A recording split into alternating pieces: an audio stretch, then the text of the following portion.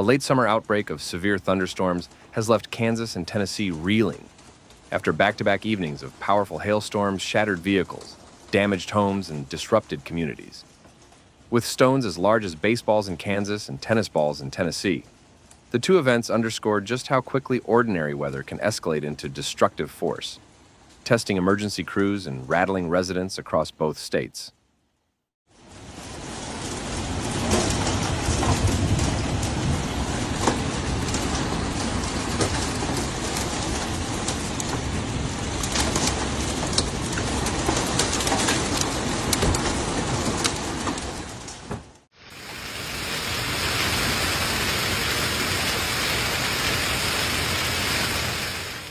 Severe thunderstorms delivered destructive, late summer hailstorms across central Kansas on Wednesday evening, September 3, 2025, and across parts of Middle Tennessee on Friday evening, September 5, 2025.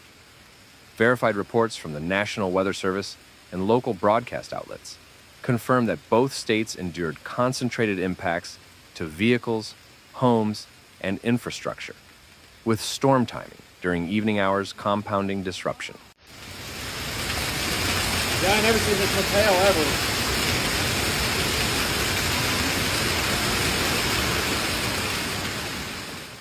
In Kansas, several long-lived supercells tracked southeast through Saline, McPherson, and Marion counties during the late afternoon and evening.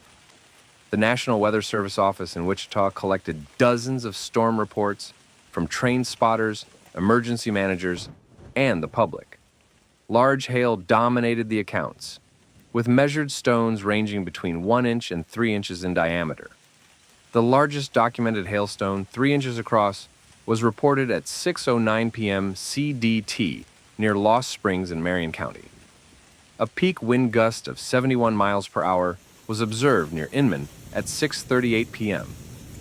Specific measurements included 1-inch hail 4 miles west of Salina at 5:08 p.m., 2 3/4 inch hail 5 miles northwest of Smolin at 5:16 p.m., and 2 1/4 inch hail 3 miles east of Smolin at 5:25 p.m.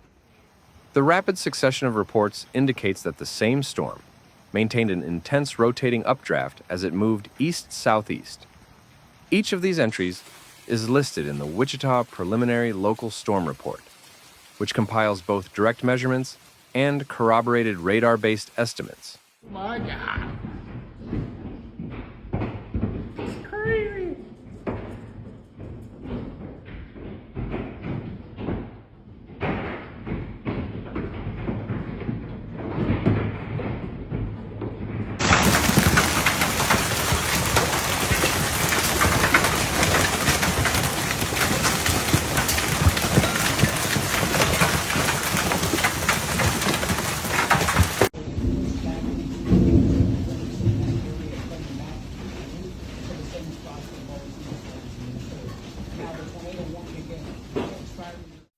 Regional television coverage and eyewitness video captured scenes of widespread property damage. Vehicles sustained cracked windshields and dented body panels. Several neighborhoods reported shredded siding and damaged roofing materials. Elyria Christian School in Marion County experienced roof damage severe enough to cancel classes for cleanup. Utility crews responded to approximately 5,000 households that lost power in the Wichita metropolitan area. According to KWCH, most outages were restored before midnight, but debris removal and roof tarping continued into the following morning.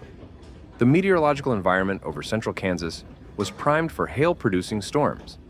Forecast discussions issued earlier in the day by the Storm Prediction Center highlighted strong instability, steep mid-level lapse rates, and vertical wind shear favorable for discrete supercells.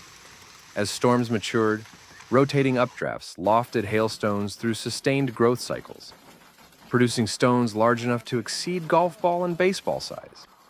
The National Weather Service office in Wichita issued multiple severe thunderstorm warnings through the evening, each citing the risk of 2-inch or greater hail. 2 days later, Tennessee experienced a separate severe weather episode. On September 5, storms erupted in Middle Tennessee during the early evening, generating damaging hail in Jackson, Macon, and Hickman counties.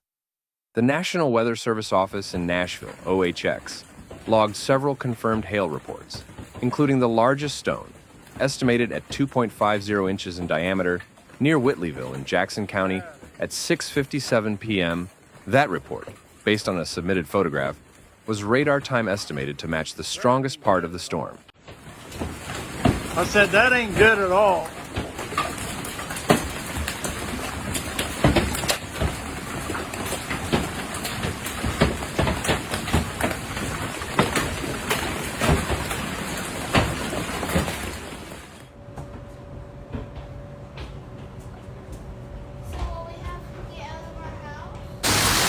What's up?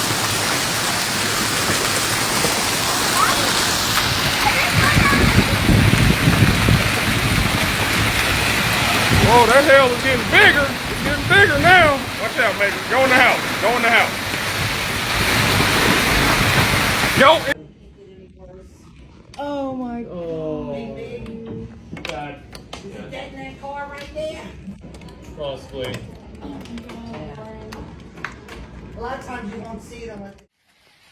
Additional reports in Tennessee included golf ball-size hail near Gainsboro at 6:57 p.m., 1-inch hail in Lafayette at 6:44 p.m., and another 1-inch hail report west of Williamsport at 5:51 p.m. Social media images from Duck River showed quarter-size hail and storm debris scattered across rural roads. National Weather Service personnel noted that several trees and power lines were down in Jackson County during the hail event, complicating travel and temporarily disrupting electrical service. Emergency management agencies in both states emphasized life safety during the response. In Kansas, school officials and city crews worked overnight to secure facilities, while power companies restored service to impacted households.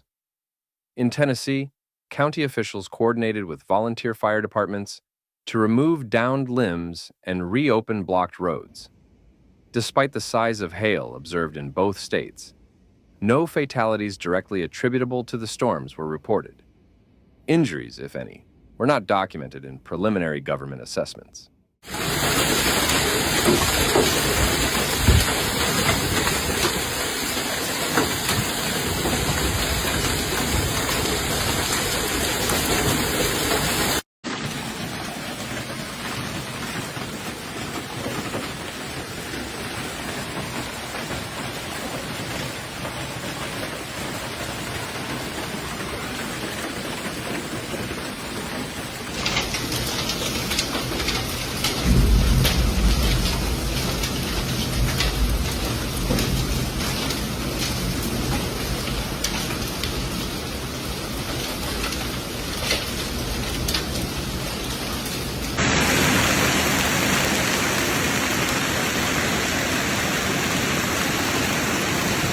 The Wichita Event Summary explicitly references damage to agricultural assets, which is consistent with prior hail episodes in the region.